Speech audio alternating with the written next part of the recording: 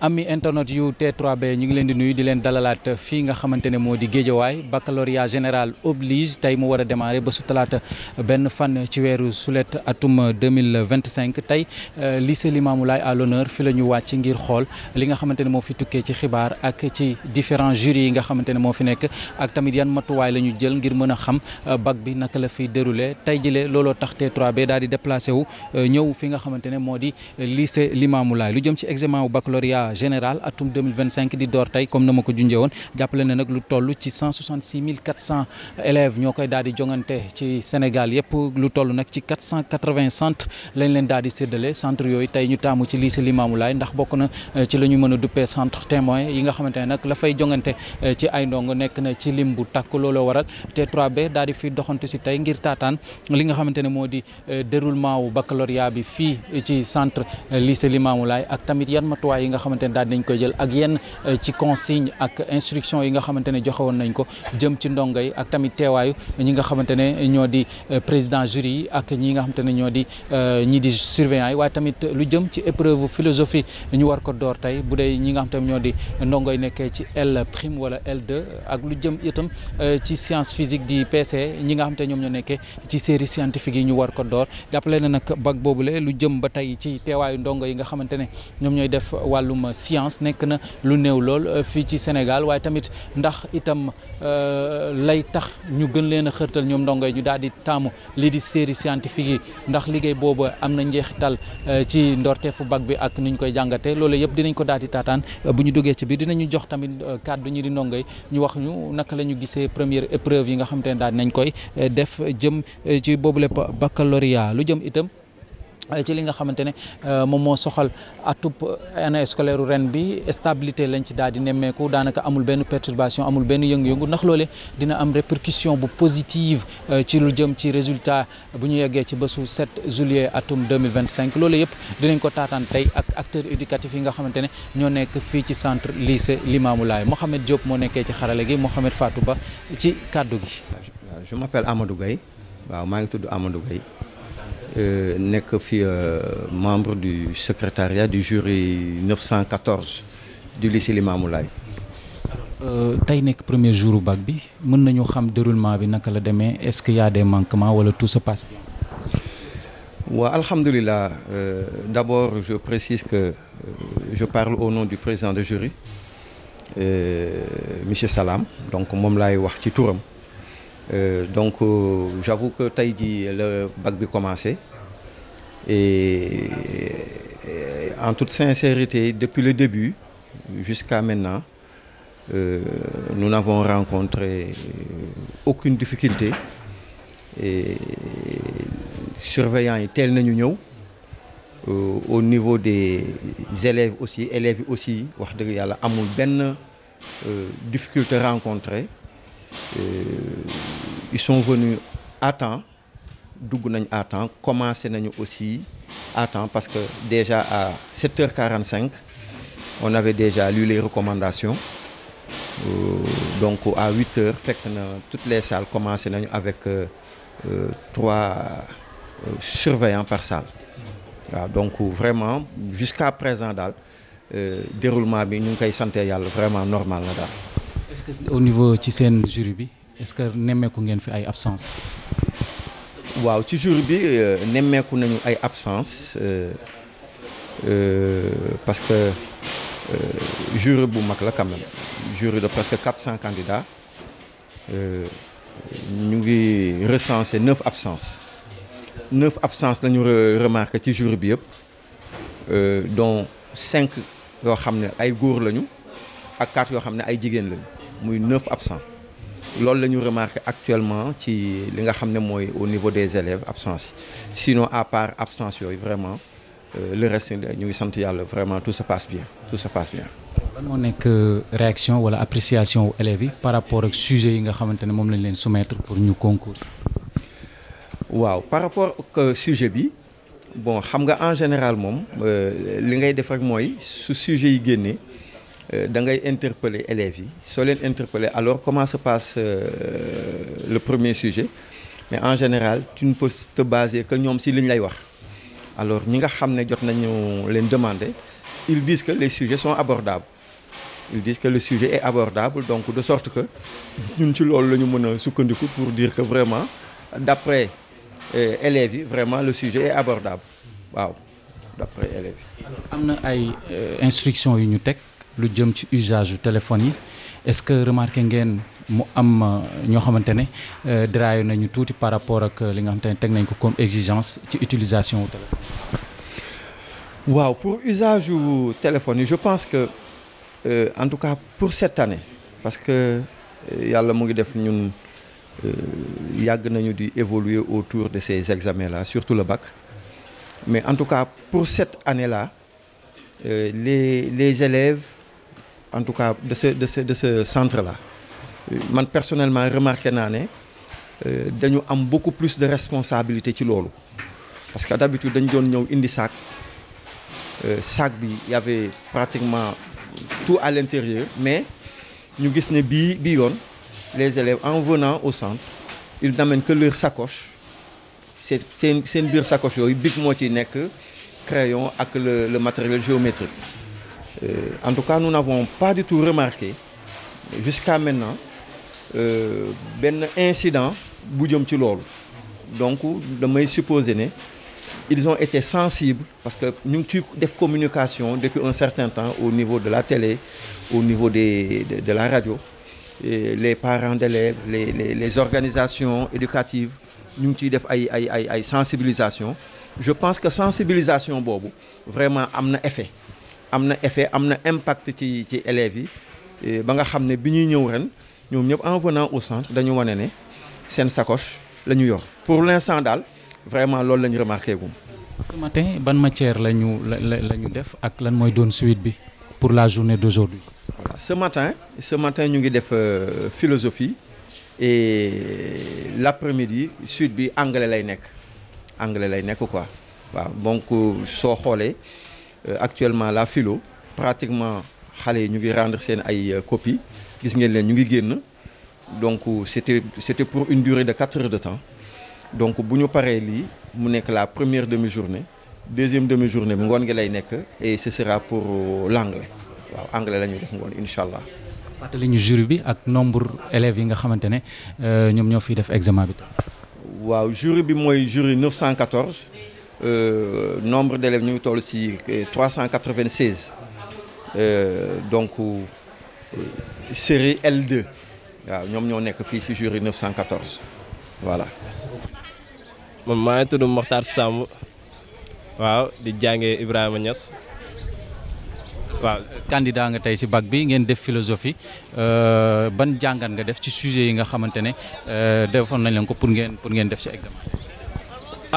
waaw sujet yi moom c'est abordable quoi méttiwul métti na comprendre c'est-à-dire waaw parce que kii maanaam commentaire moom. nice ko waaw commentaire moom boo lire sujet bi di nga xam li sujet bi di wax mais dissertation bi foog nga doon karak pour mën si génn ko waa voilà man commentaire laa jël waaw. après anglais la ñuy ñëw def ni mais anglais moom lu yàlla xam rek doy na ko waa c'est-à-dire parce que ñun nampu ñu ko waa. élève nga moom nga jàng n'est-ce pas. waaw mais xam nga anglais ak mathématique ñoo yem parce que question de base la quoi boo ratee base bi rek après da ngay sonn pour rattraper wu waaw noonu la demee rek mais yàlla baax na mën nañ si génn de gëm naa wax. en tant que élève jàpp nga ne mën nga si génn ak yan matière nga jàpp ne yow tey boo demoon bay am bac ñoom ñoo la koy. waaw comme bi ma jot a def nii philo bi dama say confiant de philo bi moom waaw dama say confiant trop français bi tamit comme noonu rek français bi moom waaw. philo ak français daal gëm naa ko mais philo day trahir quoi xamuma nag mais man confiant xam nga kii bu ëpp day yàq maanaam lan lañ koy waxatee sax confiance bu bëri day yàq quoi waaw te man damaa confiant trop waaw si philo bi waaw. Koumba Ndaw en classe de TL prime. yaa ngi ban jury. 913 L prime. alors tey philosophie bi dissertation la woon ak commentaire ban sujet nga traité. commentaire parce que moom laa gënoon a sentir sama bopp. Et que je peux dire que domaine 1 laa jàng te voilà loolu moo génn moo tax. confiance que ni peut-être moyenne bi dina baax. ah njott naa ne 1 bi dina jiitu daal. mu mel ni ren dañu interdire utilisation wu téléphone est-ce que yow jotoon nga nouvelle boobu ak ndax indaale nga sa téléphone. bien sûr que oui jot naa nouvelle bi mais indiwuma sama téléphone. parce que je sais que c'est interdit. Bah oui. 1 mois de prison, je crois. Une exclusion de 5 ans. Ça fait le bac au Sénégal. Alors après philosophie bi lan mooy nekk suite. Anglais. Ah espérons loolu la ñuy ñaan yàlla de. Bah oui révisé naa. Ok de rien. Assoumane Sarr. Classe de terminale L2. tey ban impression nga am ci philosophie. ah tey moom philo bi mën naa wax ni c'était abordable parce que domaine 2 bi laa jàngoon te sujet 2 bi ci domaine 2 bi la doon wax du coup moom laa mujjee jël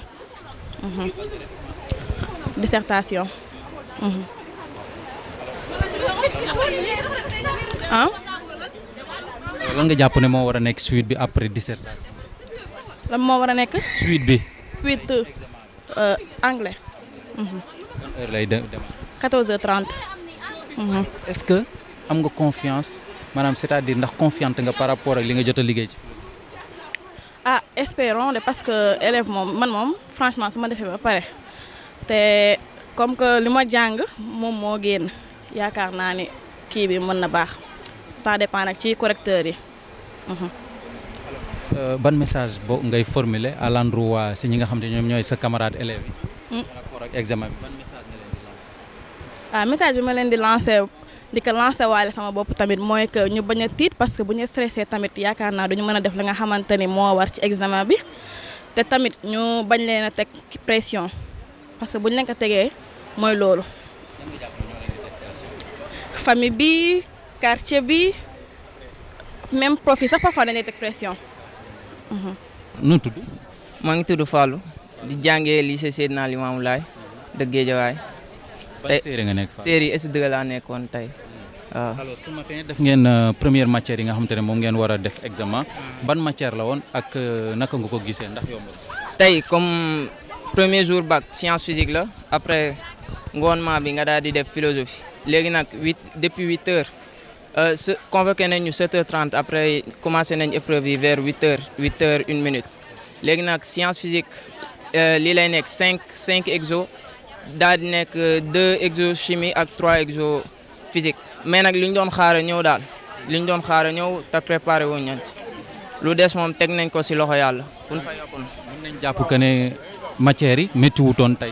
waaw métti wutoon moom métti wutoon trop niñ ko doon xaaree parce que si chapitre yu ñu doon xaar chapitre yooyu ñëw xam nga année scolaire nu muy demee chapitre yu gën a saf tout dernier moment lañ koy def mais nag yenn kase lañ ci génnee dans l'ensemble daal mën nañ ne def nañ plus de 60% lu ñu doon xaar ñëw na li si des nag mooy lool.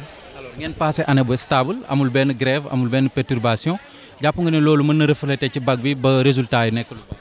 waaw mën na refléter wu moom mais tamit problème bi mooy donte ni passé nañ année wu stable mais xam nga yenn prof yi di retard ay 30 minutes genre yooyu xam nga loolu day répercuté wu moo tax programme duñ ko mën a terminer dinañ def daal le plus que nécessaire mais programme duñ ko mën a terminer waaw. interdiction utilisation wu téléphone yi ren dégg ngeen ko est-ce que am nga conscience ci côté boobu ndax indaale nga sa téléphone bi. non téléphone moom indaale ma ko parce que jàng 13 ans ñu bëgg laa ajaat 5 ans yoo xam ne doo def bac loolu moom xaru gënu kaa rëy moo tax dañ kaa bàyyi kër ga bàyyi lépp luy matériel électronique ak yenn calculatrices yi tamit dañ koy tere waaw. sëñ bi nuyu nañ la ziar la bàyyi la nga nuyoo présenté wu ci mbokk internet. maa ngi leen nuyu donc di am mbégte donc dalal leen fii si jury 916 n'est-ce pas donc alhamdulilah ñu ngi si jàmm macha allah. jury 916 série S2 donc fii si centre Limamou Laye Seydina Limamou Laye bu Guédiawaye. alors tey 1er juillet ñu door baccalauréat fii ci Sénégal ci atum 2025 depuis le matin nga nekk président jury fii mbir mi boo doon dikkaat déroulement li nga xam ni mooy examen bi. alhamdulilah depuis ce matin donc ñu ngi sant yàlla bu baax daanaka depuis 7h30 voire 6h du matin même donc élèves yaa ngi commencé woon di ñëw n'est-ce pas di toog fii di xaar ouverture porte yi boor 7h ñi ubbi porte yi balaa ñuy ubbi porte yi ñu ñëw si consigne yi n'est-ce pas pour un déroulement assez kii du bac n'est-ce pas mais alhamdulilah ñu ngi sant yàlla on a bien démarré depuis le matin aucune incidence n'est-ce pas pour le moment. ok alors affaire de parfois ñu gis li nga xam ne mooy am na ay consignes ñu ngi ko waxee yu ñu faral di appliquer ci école bi di am ay tere également est-ce que ba mu commencé ak léegi am na yenn incidents yoo xam ne nemmeeku nañ ko fi jëm ci mbir mi. waaw comme lu ma la ko waxee tout à l'heure donc depuis le matin balaa ñuy dugg ci centre bi on a fait que rappeler n'est-ce pas donc les interdits donc élèves yi ci boppam xam nañu lu leen xaar donc aucun élève n'est venu avec un sac donc du moins donc aucun élève n'est entré dans les classes avec un sac. N'est-ce pas? Donc on a vérifié, tout est impeccable. On n'a pas vu de portable avec un élève. Et ils sont venus dans le calme, ni dans cette salle, n'est-ce pas? Ils commencent épreuves. Et vers 8h, on a lancé les épreuves. Alhamdulillah, tout se passe bien, très bien même. Et ils sont au nombre de combien dans Voilà, dans mon jury, on a 399 élèves, dont donc 154 garçons et 245 filles. Donc on a 387 de nationalité sénégalaise et 16 élèves étrangers, n'est-ce pas? Amuñu ci ay absence wala ay manquement depuis. Oui, am na ay élèves yu absenté, donc on a noté 7 absences, donc dont 5 garçons et 2 filles. Les 2 filles qui sont absentes étaient venues ce matin, n'est-ce pas, pour présenter le certificat médical parce qu'ils disaient qu'ils étaient malades, elles étaient malades, donc alhamdulillah, c'est ce qu'on a noté comme absence depuis ce matin. Voilà. Déroulement un peu des épreuves tey. Voilà, depuis le matin benn épreuve moo jot a jàngalangul mooy science physique lu ñu jàng mooy ñu ne bon c'est abordable en réalité élèves loolu la ñu wax. seen enseignant tamit wax nañu épreuve yi vraiment c'est abordable pour élèves yi et que bu ñu góorgóorlu tuuti mun nañu am vraiment lu leen neex ko incha allah. est-ce que instruction yi respecté woon nañ ko c'est-à-dire usage du téléphone ak certaines signes calculatrices. Oui, loolu laa waxoon sànq donc on n'a pas de problème pour ça on a fait que rappeler mais alhamdulillah on n'a pas vu d'incidence vraiment on n'a pas vu quelque chose un élève qui avait son portable. Avant d'entrer dans les salles, pendant et après, n'est-ce pas, quand ils sont sortis des salles. Donc tout se passe bien pour le moment. Donc Zaneka, ils ont bien retenu les leçons, ils ont bien entendu le message. Et les parents également ont joué leur rôle parce que le plus souvent, ce sont les parents qui les laissent venir avec les portables. Mais ce qu'on a noté cette fois-ci, c'est qu'il y a d'autres parents qui étaient venus avec leurs enfants jusqu'ici et sont repartis. Donc on a noté plus de responsabilité de la part des élèves et des enfants et de leurs parents, j'allais dire. Voilà, merci. Merci beaucoup. Dernière question, on a passé une année scolaire très calme. Est-ce qu'en tant qu'acteur éducatif, est-ce que jàpp nga ne dina am répercussion positive par rapport aux résultats du CM au final? Oui, on ose espérer parce que je suis en train de traiter les livrets et tout ce que je vois comme moyenne maa ngi lakk wolof kii français donc daanaka dal na xel pour le moment et j'ose espérer que les résultats vont suivre parce que si bu ñu góorgóorlu tuuti moom résultats yi mun naa xam naa ren moom incha allah dinañu am résultats yu baax a baax loolu vraiment xam naa ko dem naa fa la ñuy jëm ko incha allah ñaan yàlla ñu yàlla jéewal si jàmm incha allah jërëjëf. voilà ami internet yu T3B lii lañ leen jëlale woon fii tey ci lycée Limamou Laye bu Ndakaaru lycée Limamou Laye nag bokk ci yi nga xamante ne mën nañ ko duppee centre témoin yi nekkee fii ci Sénégal ndax lim bu takku bi nga xamante ne ñoo fiy defee examen ci baccalauréat tey ñu door li nga xamante ne moo di bac général bi fii ci Sénégal comme ni leen ko dégtale woon lu toll daanaka ci 166 000 candidats ñoom ñooy jongante ngir ut seeni baccalauréat daanaka fépp ci réewum Sénégal jàppale ne nag téeméer boo jël juróom fukki ak ñaare ci enseignement public ci nombre bañ leen jox si la ñu tukkee donc tey bac bi door fii ci lycée Limamou Laye nag daanaka kaddu gi benn la déroulement bi nekk na lu mucc ayib nemmeeku wuñ fi benn incident lu jëm nag ci absence yi daanaka ñaari jury yi ñu jot a tàllal suñu micro moo xam jury L2 di 914 ak jury bi nga xamante ne S2 la nekk fii ci lycée Limamou Laye daanaka nemmeeku nañ fa si ñaar yëpp lu jëm ci ay absence bu dee ñi nga xam te ne ñoom ñoo nekkee ci jury L2 bi ak L prime tey ñu ngi doon door lu jëm ci wàllum philosophie 4 heures de temps la ñu daal di examen ñi nga xam te ne nag ñoo nekkee ci S2 bi ñu ngi doon def la ñuy dippee science physique di PC donc daanaka nag ñaari jury yëpp ñu tàllal suñu ay micro la ñu xamle mooy déroulé na ci anam bi nga xam te moom la gën a mucc ayib te itam ndongo yi daanaka respecté nañ consignes yi bokkoon na ci lu jëm ci utilisation téléphone yi nga xam te ne dañ koy aaye ak yenn ci machine calculatrice yi nga xamante ne daanaka mayuñ benn ndongo mu daal di koy utiliser kon tey la ñu door lu jëm ci baccalauréat bu dee L yi ñoom ñu ngi doon def lii di philosophie S yi doon def lu jëm ci wàllum science physique ngoon lu jëm ci wàllum épreuve d'anglais la ñuy daal di yeggali nekk noone bac bi di wëy lu jëm nag ci njuréef yi di résultat yi nga xam te moom la ñuy xaar jëm ci la nga xam te moom moo tukkee ci bac bi ñu ngi koy xaar bésu juróom-ñaari fan ci weeru juillet bi ñu dëkkmal balay boobu nag lépp lu ci tukkee ci ab information dina leen ko dégtal ci T3B woy leen di abonné di like di partager di commenter jaa ngeen jëf